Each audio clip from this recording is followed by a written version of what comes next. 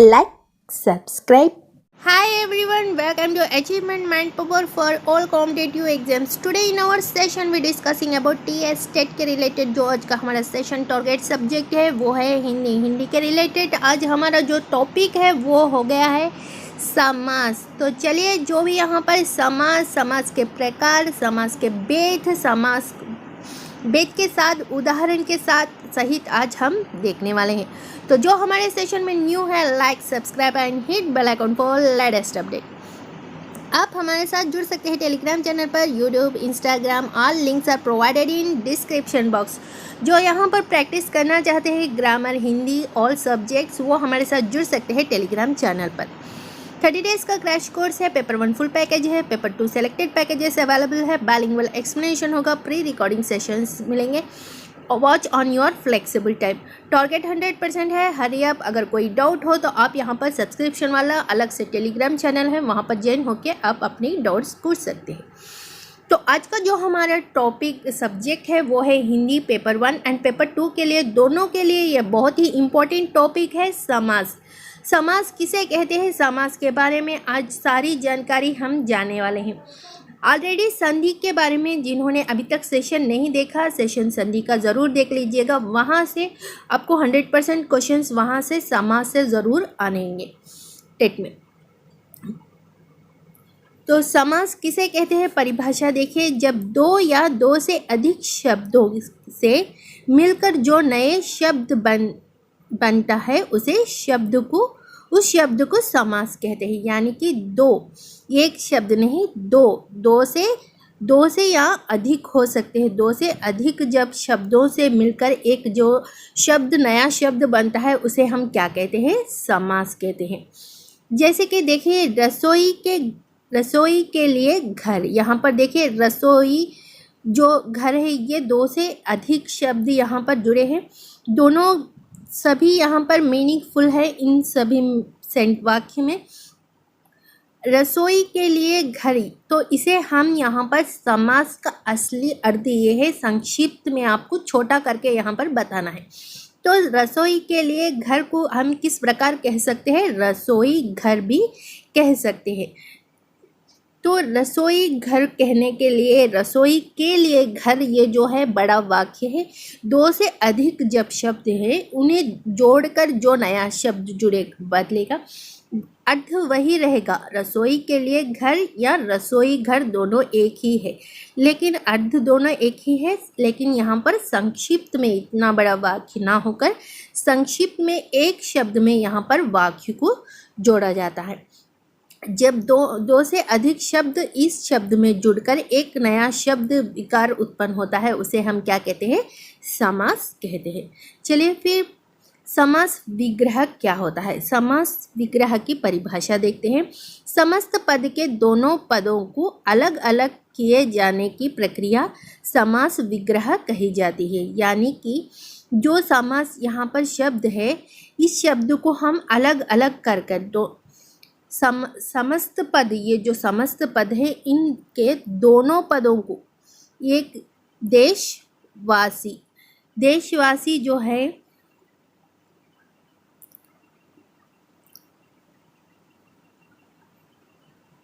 देश ये एक शब्द है, वासी ये दूसरा शब्द है। देशवासी ये दोनों अलग अलग शब्द है। देश का अर्थ आपको पता है, देश ये जो हमारा भारत देश है, वासी जो वहाँ के रहने वाले निवासी होते हैं, वासी कहते हैं। इन दोनों के अलग अपने अपने अर्थ होते हैं। दोनों पदों के अलग अलग जो प्रक्रिया, जो यहाँ पर दोनों पदों को अलग करके जो यहाँ पर हम यूज़ करते हैं। यानी कि देखिए देश का निवासी, ये जो हम यहाँ पर देश निवासी को हम किस प्रकार लिख रहे हैं, इसको दोनों पदों को अलग कर रहे हैं, जुदा कर रहे हैं। दोनों पदों को यहाँ पर डिवाइड कर जो कारक चिन्ह यहाँ पर लगाया गया है, इसके द्वारा, जो कारक चिन्ह के द्वारा समास का विग्रह किया जाता है। देशवासी जो है ये संपूर्ण एक शब्द है। इसका जो शब्द, इसके दो टुकड़े जब विग्रह किया जाएगा, विग्रह का मतलब टुकड़ा करना है, दोनों को अलग अलग, दो शब्दों को अलग करने पर जो चिन्ह यहाँ पर लगता है उसे हम यहाँ पर क्या कहते हैं, समास विग्रह कहते हैं।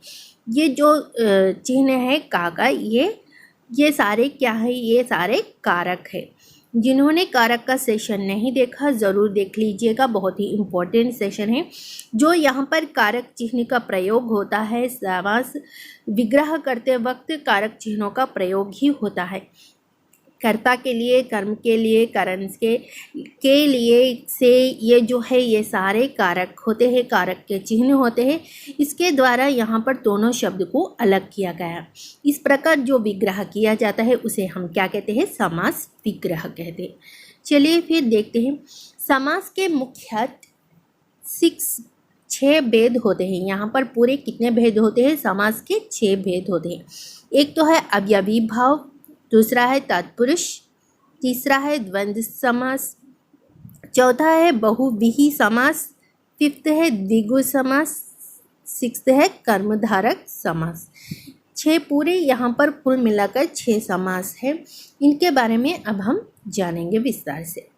अवयवी समास किसे कहते हैं, इसकी परिभाषा देखिए। जिस समास का पहला पद कोई अवयवी अभिकारी शब्द होता है उस समास को अवयवी समास कहते हैं। उदाहरण देखिए, आजीवन, जीवन भर।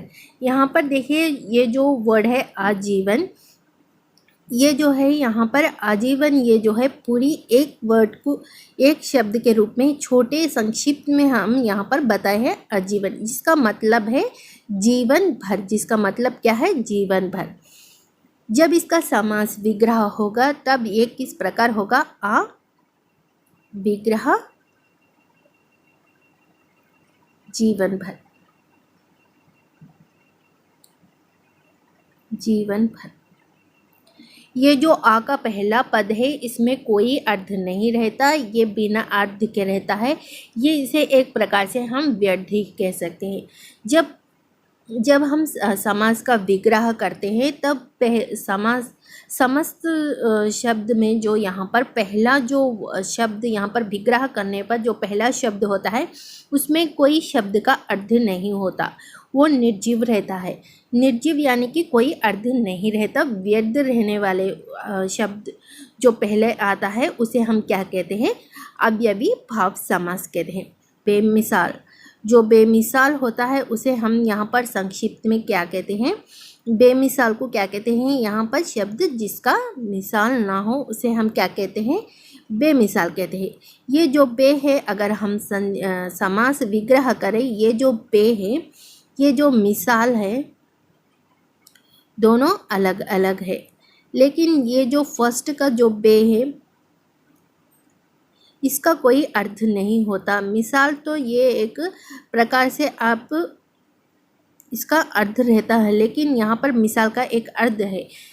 कोई एक मिसाल आप यहाँ पर एग्जाम्पल इस प्रकार कह सकते हैं।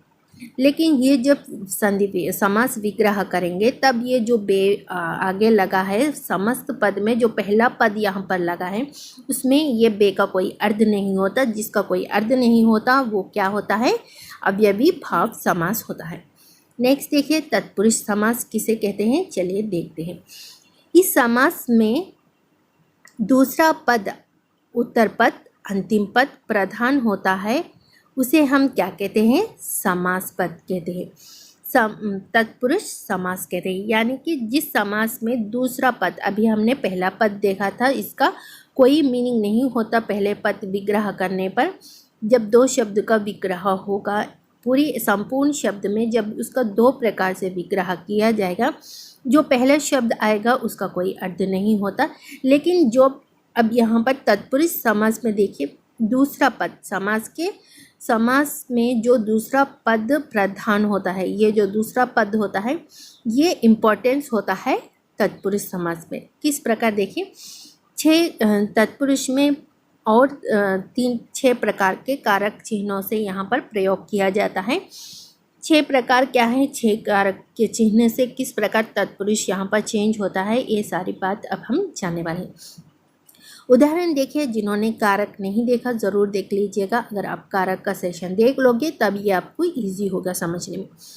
उदाहरण देखिए, कर्म कारक, करण कारक, संप्रदान कारक, आपदन कारक, संबंध कारक, अधिकारण कारक। इन सारे कारकों के साथ तत्पुरुष का किस प्रकार मेल होता है ये अब हम देखेंगे।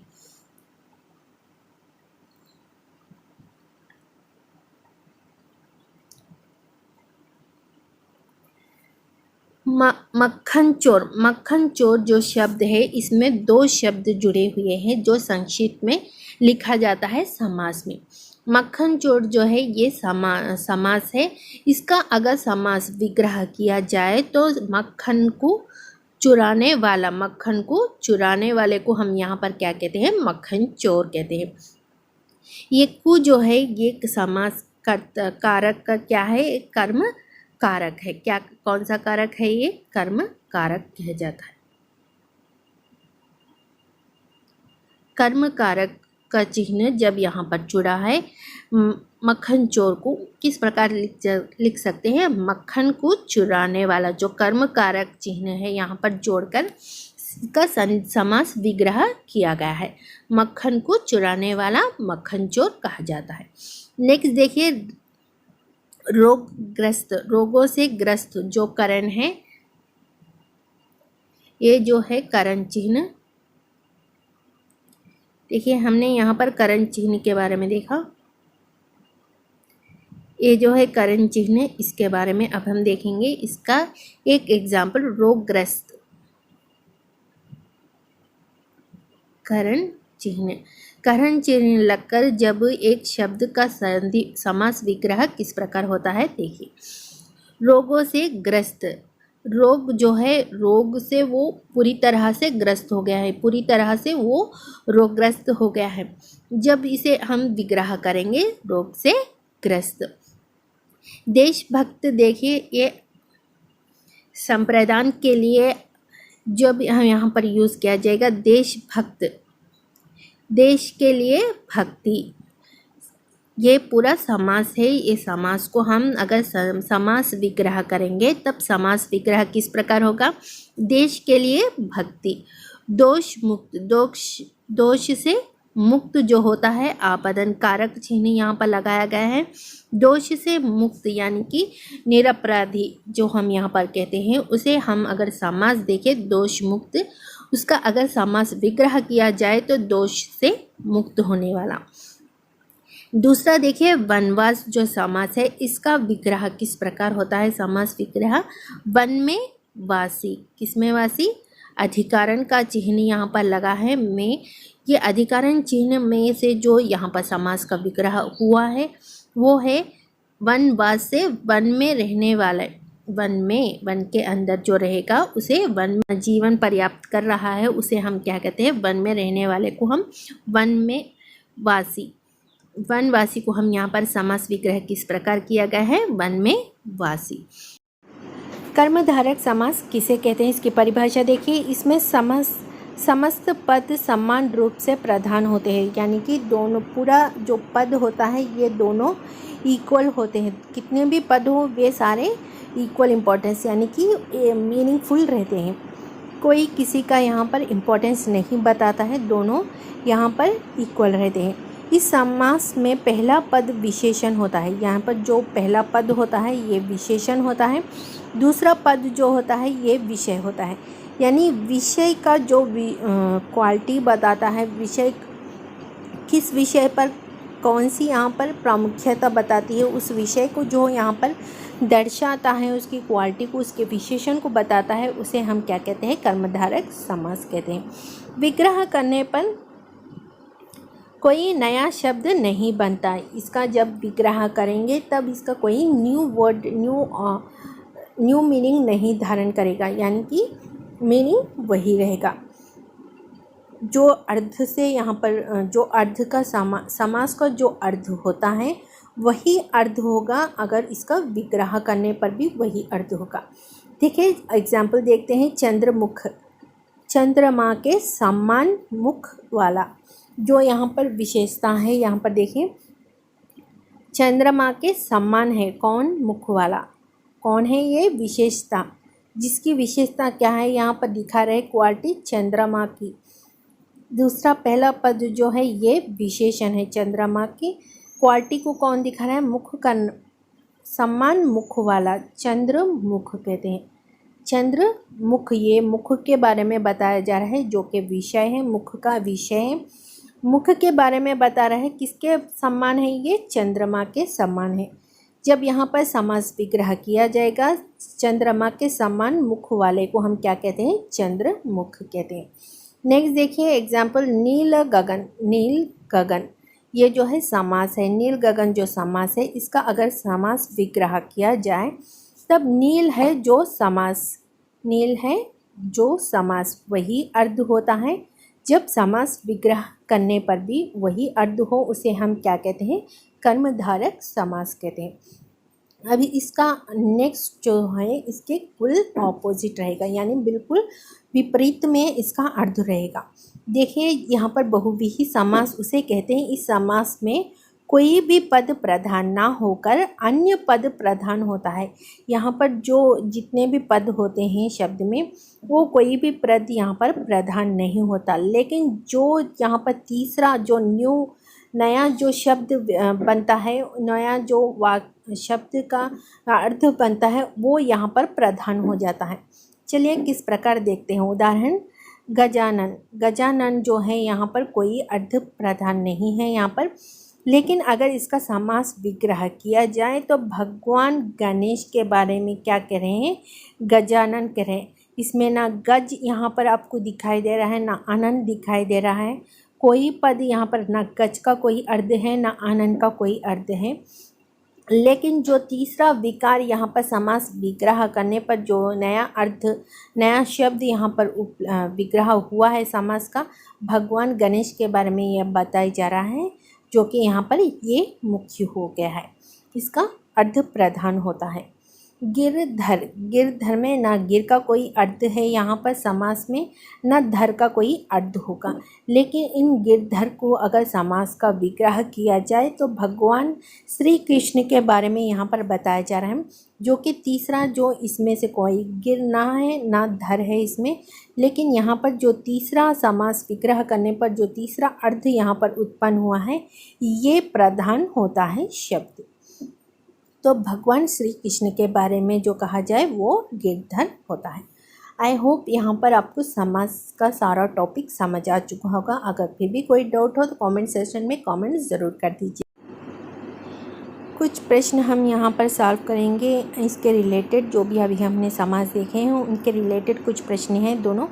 दो प्रश्न को हम यहाँ पर सॉल्व करेंगे। देखिए, सप्तद्वीप समासिक पद का विग्रह होगा, इसका किस प्रकार विग्रह किया जाएगा? ये सप्तद्वीप जो है ये समास है, इसका समास विग्रह किस प्रकार होगा ये देखते हैं। ये जल्द से जल्द अपने कमेंट सेशन में बताइए। ये सप्तद्वीपों का स्थान, बी 7 द्वीपों का समूह, सी सप्तद्वीप, डी 7 द्वीप।